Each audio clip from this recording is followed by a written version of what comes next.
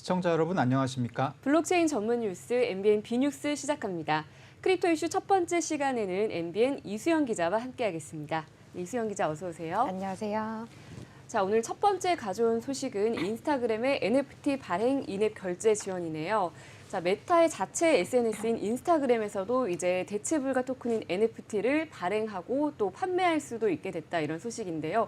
구체적으로 어떤 기능을 지원하나요? 네, 인스타그램은 최근 디지털 컬렉터블이라는 기능을 출시했는데요. 사용자들이 직접 제작하거나 구입한 NFT를 인스타그램 안팎에서 판매를 할 수 있습니다.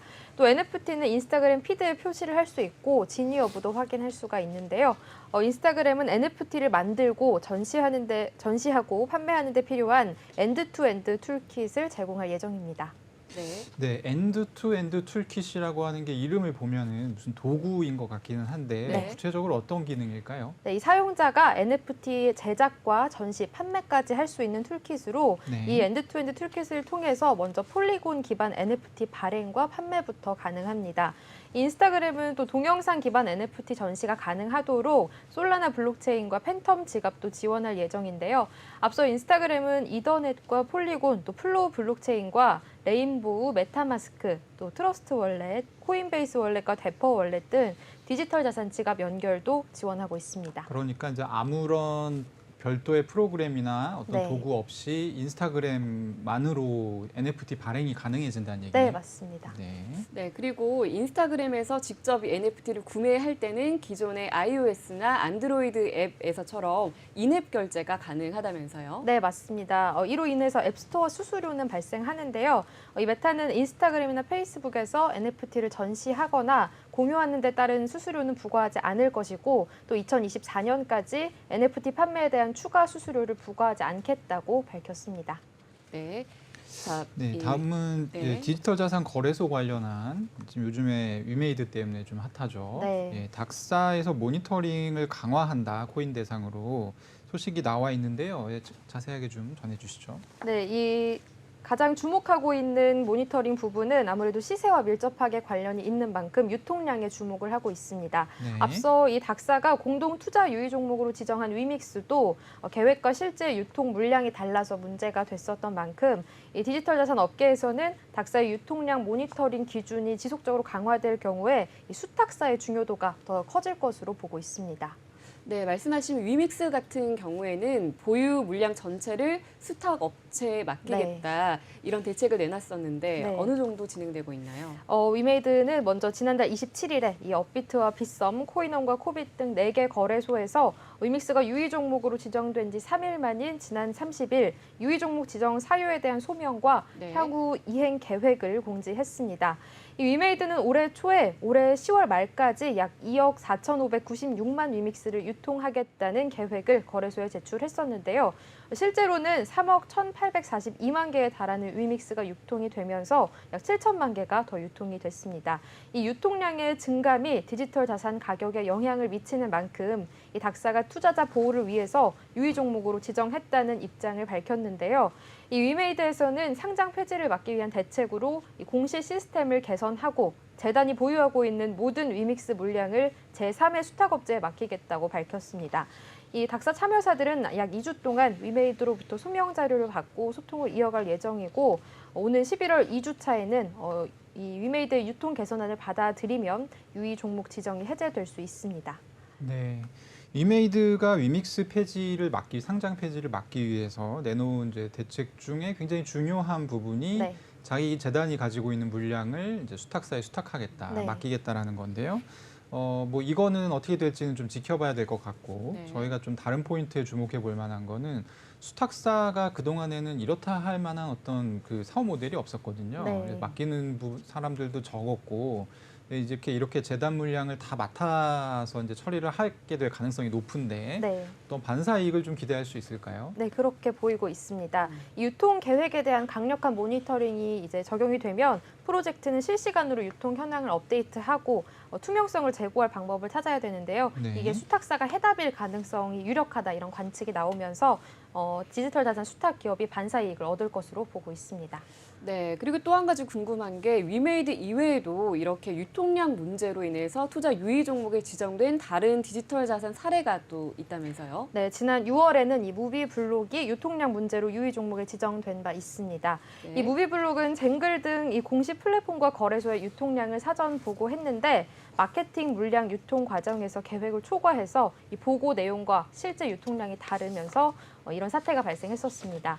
무비블록에 대한 투자 유의 종목 지정 당시에는 닥사가 출범하기 이전이었는데도 불구하고 이 업비트와 빗썸 등 주요 거래소에서 일제 유의 종목을 지정했습니다. 네. 이에 따라서 유통 계획을 정정하고 또 초과 물량을 바이백하는 등 개선된 모습을 피력하면서 한 달 반이 지난 7월 20일에 유의 종목에서 해제가 됐었고요. 또 지난해에는 피카가 350억 원 상당의 코인을 공시하지 않고 유통해서 이 업비트에서 상장 폐지된 일이 있었습니다.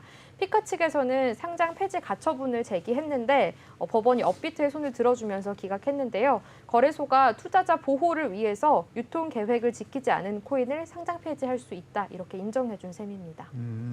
근데 어쨌든 이제 이게 수탁이라고 하는 것이 그냥 이해하기 쉽게 설명하면 코인을 맡아주는 거잖아요. 네. 그리고 사실 이렇게 기술적인 장벽이나 이런 부분들이 높지 않기 때문에 사실 누구나 할 수 있는 사업이고 그렇게 되면 이제 아무래도 닥사, 우리 이제 디지털 자산 거래소 그 운영진들이 이제 네. 생각하는 좀 네. 친하게 지내는 수탁사가 좀 유리하지 않을까 뭐 네. 이런 생각이 자동적으로 제 머릿속에선 재생이 되는데 네. 예, 이런 거 관련해서는 좀 얘기가 나오는 게 있나요? 지금 중소형 거래소에서 이제 수탁사와 협력을 위한 움직임을 보이고 있는데요. 네. 지금 플레타 익스체인지와 카르도의 업무 협약이 좀 대표적입니다. 최근에 MOU를 체결하고 플레타에 신규 상장되는 코인들을 이 카르도라는 수탁 업체에 수탁하기로 협의했는데요. 네. 사전에 제출된 일정에 맞춰서 코인을 투명하게 유통하겠다 이렇게 밝혔습니다. 직접 보유 중인 미유통 물량을 수탁하는 것은 프로젝트 입장에서 가장 효과적으로 투명성을 제고하는 방법이기 때문에 네. 닥사 차원에서도 모니터링을 강화하고 있고 유통량 미공시 문제로 상장 폐지된 코인들이 있는 만큼 앞으로 수탁을 검토하는 것들이 더 증가할 것으로 보이고 있습니다. 네. 네. 자, 계속해서 다음 소식 살펴보겠습니다. ISMS 예비 인증 관련 소식이네요. 디지털 자산 사업의 진출을 돕는 ISMS의 예비 인증이 오히려 이 사업 진출에 걸림돌이 되고 있다 이런 지적이 나오고 있더라고요. 구체적으로 좀 어떤 문제가 있나요? 네, 이 디지털 자산 사업에 진출하려는 일부 사업자들이 최근에 신청한 ISMS 예비 인증의 예비 점검에서 반려당하는 이런 일들이 있는 것으로 나타났습니다. 네. 이 해당 예비 점검은 디지털 자산 사업자가 ISMS 예비 인증 심사 대상에 해당하는지 이 확인받는 중간 과정으로 지난달 23일에 마감이 됐는데요. 이 사업자는 이 예비 점검을 통과해야 ISMS 예비 인증 심사를 받을 수 있습니다. 최종 본 인증은 이 ISMS 예비 인증을 취득한 후에 받을 수가 있는데 지난달 23일까지 신청했던 이 예비 점검에서 통과하지 못한 사업자들이 늘고 있는 것으로 나타났습니다. 그러니까 이제 보통 인증이라고 하면 심사라고 우리가 생각하기 쉬운데 네. 이 심사 이전 단계에 예비 인증이 있는 거고 네. 예비 인증을 받으려면 예비 점검을 통과해야 되는데 네. 지금 예비 점검도 통과하지 못한 채 좀 무산되는 그런 프로젝트들이 네, 맞습니다. 많다라는 말씀이시죠? 네. 이게 제가 보기에는 굉장히 뭐 좀 인증 과정이 까다로운 건지 네. 아니면 무의미한 절차가 좀 있는 건지 헷갈리는데 어떻게 되나요? 현재 이 ISMS 예비 인증이 디지털 자산 사업자 VASP 신고 수리를 받으려는 모든 사업자가 갖춰야 될 필수 요건인데요. 네. 이 예비 인증이라는 제도가 이 신규 디지털 자산 사업자의 시장 진입을 가로막았던 제도적 공백을 해소하기 위해서 과기부가 이 인증 제도를 도입을 했던 겁니다. 네. 근데 이 신규 디지털 자산 사업자에 대한 정의를 두고 한국인터넷진흥원 키사와 금융정보분석원 FIU 이 두 기관의 해석이 명확하지 않아서 이 신청에서부터 좀 어려움이 있는 상황인 겁니다. 네, 자 그렇다면 이런 예비 인증이 생기기 전에 그동안에는 어떤 기준이 적용됐었던 건가요? 네, 전에는 이런 예비 인증이 제도가 없고 이 ISMS 인증을 취득하면 FIU에 바로 신고 수리를 하는 과정이었는데 ISMS 인증 취득을 위해서는 최소 2달 이상 이 서비스 운영 실적이 필요해서 사실상 신규 디지털 자산 사업자는 신고가 불가능한 이런 법적 사각지대에 있는 상황이었습니다. 네. 이 신고 미수리 상태로 서비스를 운영할 경우에는 미등록 영업업체로 간주돼서 처벌받을 수 있다는 점을 인지하고 네. 이 FIU에서도 대상 사업자들의 부담을 덜어주자는 취지로 이런 절차가 생겼던 겁니다. 그러니까 나름대로 이유가 있었던 거네요. 잠깐 저희가 이제 사진을 지금 봤는데 네. 굉장히 복잡한 왔다 갔다 이렇게 네. 인증을 거쳐야 되는 거고, 결국에 보면은 이제 시장 진입을 도와주기 위해서 생긴 게 예비 인증이니까 네. 또 신규 사업자에 대한 좀 명확한 정의가 네. 우선 필요할 것 같고, 그리고 이제 양 기관 어떤 키사와 FIU의 해석이 좀 네. 명확해야 될 것 같은데 이 부분이 어떻게 좀 잘 풀릴 기미가 있나요? 현재 이 특근법에서 규정한 디지털 자산 사업의 범위를 보면 네. 디지털 자산의 매도와 매수, 또 교환, 이전과 보관, 관리, 또 매도, 매수, 교환 행위의 중개와 알선으로 정의를 하고 있고요. 디지털 자산 사업자는 디지털 자산 거래업자, 또 디지털 자산 보관 관리 업자와 지갑 서비스 업자 등으로 한정이 되고 여기에 해당하는 게 디지털 자산 거래소 사업자인 건데요. 네. 이 범위에 따르면 단순히 P2P 거래 플랫폼이나 또 지갑 서비스 플랫폼만 제공을 하거나 하드웨어 지갑을 제공할 경우에는 사업자에 해당을 하지 않는 겁니다. 최근에 이 ISMS 예비 인증을 신청했다가 통과하지 못한 기업의 관계자의 말에 따르면 현재 특근법에서 규정하지 않은 이 디지털 자산 사업을 서비스로 운영 중이면 네. 신규 디지털 자산 사업자에 속하는 줄 알았는데 우리처럼 기존에 운영 중인 이 디지털 자산 서비스가 특근법 범위에 속하지 않으면 스스로 이제 신규 사업자다 이렇게 생각하는 경우가 많은 것으로 알려졌습니다. 결국 어느 범위까지 좀 신규 사업자에 해당하는가 네. 이런 부분에 대해서 관계 부처끼리 협의가 안 돼서 혼란이 더 가중되고 있는 건데요. 이에 대해서 키사 측의 입장은 신규 디지털 자산 사업자라는 유권 해석을 FIU 측에서 받아오라 이렇게 하고 있는데 FIU에서는 그런 해석을 내줄 수는 없다는 입장이라서 이도저도 못하고 있는 입장이라고 좀 호소를 하면서 둘 사이에서도 좀 정확히 정의를 내리지 못하고 있는 모습이었습니다. 서로 책임 안 지겠다고 하고 있는 거네요. 네, 그러다 보니까 이 디지털 자산 사업자들만 뭐 이러지도 못하고 저러지도 못하는 그런 상황이 된 것 같은데 네. 그렇다면 업계에서 좀 대책을 내놓은 건 없나요? 이 해결 방안을 제시를 명확하게 하지 못했는데 키사에서 내놓은 방안은 네. 좀 업계에서는 비판의 목소리가 큰 내용입니다만 네. 현재 운영 중인 사업자라면 기존 사업을 중단하거나 뭐 신규 법인을 설립해서 이 예비 인증을 취득할 수 있다 이렇게 조언을 했습니다. 이 신고 수리를 위해서 사업 중단을 좀 각오해야 된다 이런 설명이었던 건데 굉장히 상황을 고려하지 않은 지침이다라면서 비판의 목소리가 나오고 있습니다. 이 관계자에 따르면 현실적으로 ISMS 예비 인증을 받으려는 곳들은 신규 사업자보다는 이 특근법 시행 이후부터 준비했던 사업자들이 많다면서 아예 서비스 운영 이력이 전무한 곳들에만 이 예비 인증을 내준다는 답변은 업계를 전혀 고려하지 않은 결정이다 이렇게 좀 지적을 했습니다. 또 이어서 이 AML과 KYC 구축만으로도 몇 억씩 드는 상황에서 서비스까지 중단해서 매출이 안 나오면 더 굉장히 난감한 곳들이 많을 것이다라고 말을 하면서 키사가 업계 목소리를 듣고 좀 더 업계 상황을 고려했으면 이런 결정은 안 나왔을 거라는 아쉬움이 든다면서 비판과 아쉬움의 목소리가 계속해서 나오고 있습니다. 자기가 진행하는 사업이라고 하면 네. 그 인증을 받아야 되니까 잠깐 사업을 멈춰보세요라고 얘기를 못 할 텐데 네. 그렇죠. 네, 좀 아쉽네요. 네. 네네. 잘 원만하게 해결되길 바라고요. 네. 다음 뉴스는 국내 유일의 결제형 디지털 자산이죠. 네. 페이코인이 지금 자초할 가능성이 점점 커지고 있다라는 소식인데요. 네. 자세히 좀 전해주시죠. 네, 이 금융당국이 최근 페이코인이 자금 세탁 등에 악용될 우려가 있다면서 은행의 실명 계좌를 받아야 한다고 통보했는데 현실적으로 올해 연말까지 이를 따르기는 조금 어려운 상황이기 때문에 이런 상황이 나오고 있습니다. 이 디지털 자산 업계에 따르면 최근 FIU는 지난 30일 이 페이코인 사업을 운영하는 페이 프로토콜에 지갑업자에서 매매업자로의 변경 신고를 위해서 연말까지 은행 실명 계좌와 또 가맹점 이용자 보호 방안 등에 대한 대책을 마련해 오라는 공문을 보낸 것으로 알려졌습니다. 네, 자 그렇다면 말씀하신 것처럼 지갑업자에서 매매업자로 변경 신고를 하게 된 이유가 뭔가요? 네, 이 페이 프로토콜은 작년 9월 24일에 특근법 개정안이 시행될 당시에 디지털 자산 사업자 유형 가운데 지갑업자로 신고를 했습니다. 네. 이 지갑업자는 매매업으로 분류되는 거래소와는 달리 단순히 지갑에 이 디지털 자산을 보관하는 업종인데요. 네. 7개월간 검토를 거쳐서 지난 4월에 페이 프로토콜의 신고를 수리하는 대신에 조건이 좀 있었습니다.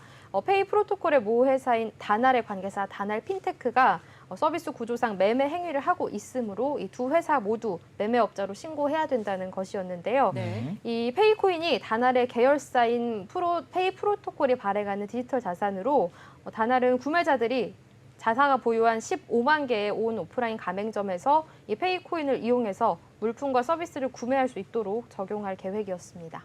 네. 이게 금융당국에서 어쨌든 이렇게 밀접하게 개입하는 이유는 보통은 뭐 자금 세탁 방지나 네. 이런 좀 이유들이 있기 마련인데 페이코인도 지금 그런 이제 어떤 위험성이 크다 네. 이런 이제 유권 해석을 받고 있죠. 네. 이렇게 금융당국에서 생각하는 이유는 뭔가요? 이 금융당국은 페이코인의 사업 구조를 두고 네. 코인이 현금화되는 부분이 있는데 네. 이를 통해서 자금 세탁의 부작용이 우려된다고 판단을 했습니다.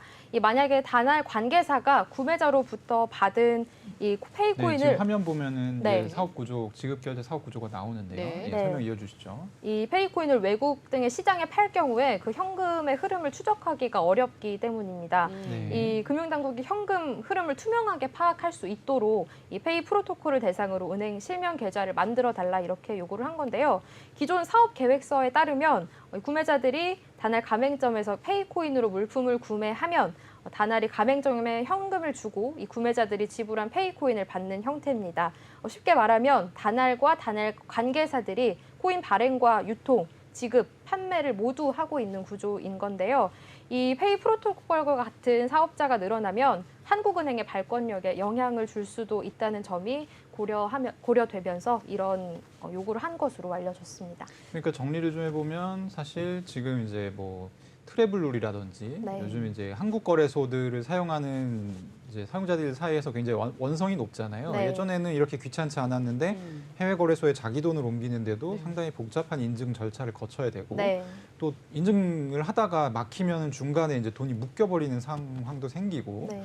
근데 그것이 보통 보면 한국에 있는 어떤 돈이 그게 코인으로 바뀌든 아니면 뭐 달러로 바뀌든 간에 해외로 나가고 혹은 또 해외에 있는 돈이 들어오는 것을 이제 다 세기 위함이잖아요. 네. 카운트를 하기 위함인데 페이코인 같은 경우는 그런 걸 할 수가 없으니까 이거 위험이 있다 이렇게 네. 판단을 한 것 같네요. 네. 네, 자 그리고 뿐만 아니라 이 페이코인이 현재 국내에서 유일하게 현금처럼 결제가 가능한 디지털 자산이다 보니까 페이코인이 시장에 안착할 경우에 좀 유사한 다른 사업 모델들이 속속 생길 수도 있을 것 같아요. 금융당국이 신중할 수밖에 없는 이유가 이런 이유일 수도 있을까요? 네, 맞습니다. 이 전문가들도 페이코인과 같이 디지털 자산 결제와 발행, 또 네. 지급까지 지급까지 모두 담당하는 사업 모델이 시세 조작과 또 자금 세탁의 우려가 있다고 여러 차례 지적을 한 바 있습니다. 네. 이 다날은 뭐 규모가 큰 기업이지만 제대로 검증되지 않은 기업이 이런 결제형 디지털 자산 발행에 나설 경우에는 이용자 보호에 문제가 발생할 수 있기 때문입니다. 네. 만약에 이 코인이 자금 세탁 등에 악용되는 문제를 일으킨다면 네. 향후 디지털 자산은 물론 전체 금융시장이 큰 혼란을 겪을 수 있기 때문에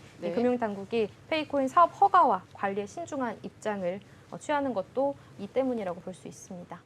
네, 다날 같은 경우는 사실 그 한국 사람들이라면 한 번 정도는 써봤을 네. 법한 사실 이제 페이먼트 네. 서비스를 제공하는 기업인데 굉장히 네. 큰 기업이죠. 네.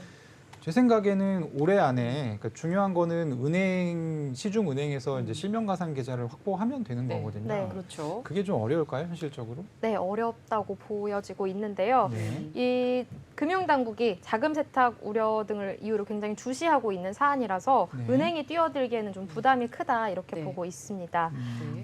이 천창민 서울과학기술대 교수에 따르면 네. 페이코인 사업은 지급 수단으로 코인을 발행하고 현금 결제 수단으로 활용해서 가치를 끌어올린 뒤에 발행사가 수익을 다시 챙기는 구조라면서 이런 아직 디지털 자산 관련 법이 완비되지 않은 상황에서는 이 같은 사업 모델이 매우 위험한 요소를 갖추고 있다면서 네. 이렇게 한 회사가 발행과 유통, 판매까지 모두 담당을 하고 있기 때문에 자금 세탁과 시세 조작이 위험이 굉장히 크고 이런 사업이 이렇게 안착이 되는 데는 좀 신중하게 봐야 한다 이렇게 보고 있습니다. 네. 네, 자 오늘 소식 잘 들었습니다. 네, 감사합니다. 네, 감사합니다.